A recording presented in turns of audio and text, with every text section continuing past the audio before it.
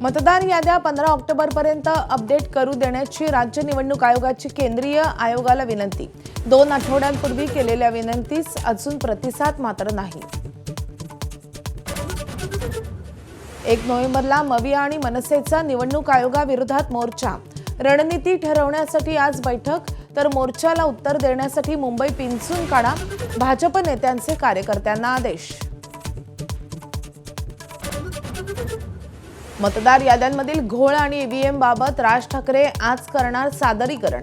निवडणूक आयोगाच्या भोंगळ कारभारावर ओढणार ताशेरे।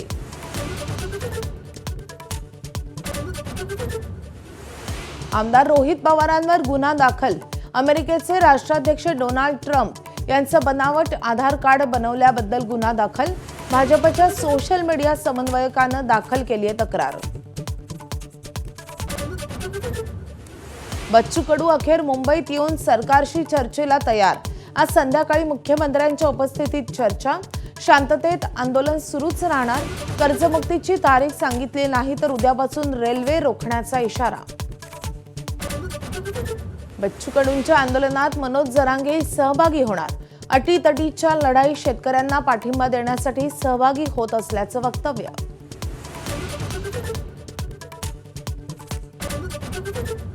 लाडकी बहीण योजनेमुळे प्राध्यापकांची भरती रखडली।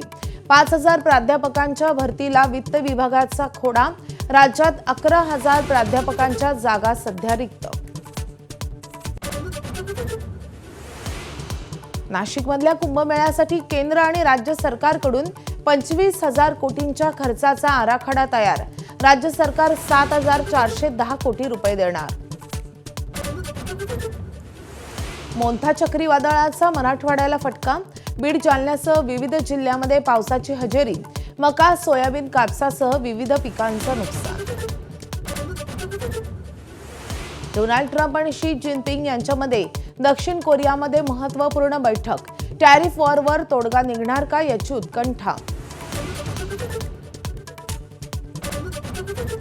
महिलांच्या वर्ल्ड कपमध्ये आज दुसऱ्या सेमीफायनलमध्ये भारत विरुद्ध ऑस्ट्रेलिया आमने सामने।